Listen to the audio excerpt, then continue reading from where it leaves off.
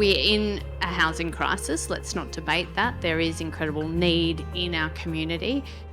The housing crisis and even the talk about housing stock and supply issues doesn't really account for the lives of women and the lives of children that are being affected by this.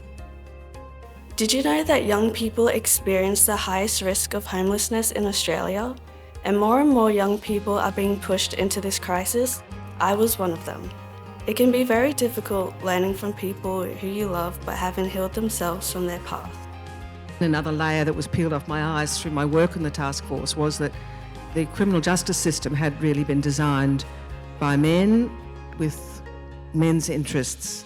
Domestic violence was considered a domestic issue, and it was almost a mitigating factor in sentence rather than the exacerbating factor that it's now become. Gradually, the community attitudes really changed and understood that domestic and family violence was a serious crime against the person and indeed a serious crime against the state.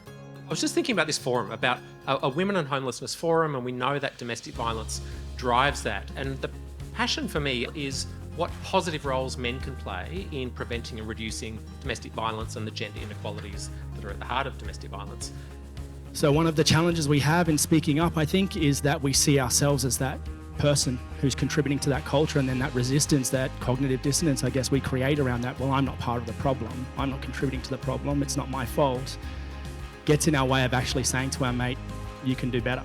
We work women and children really hard after they flee domestic violence. They've got to go to court, they've got child safety involved, they've got to have counselling. So women work really hard, and how do we flip the model on its head? We're hoping to change mindsets, we're hoping to inspire, we're hoping to connect people and organisations so that these solutions can make a difference, because it has to.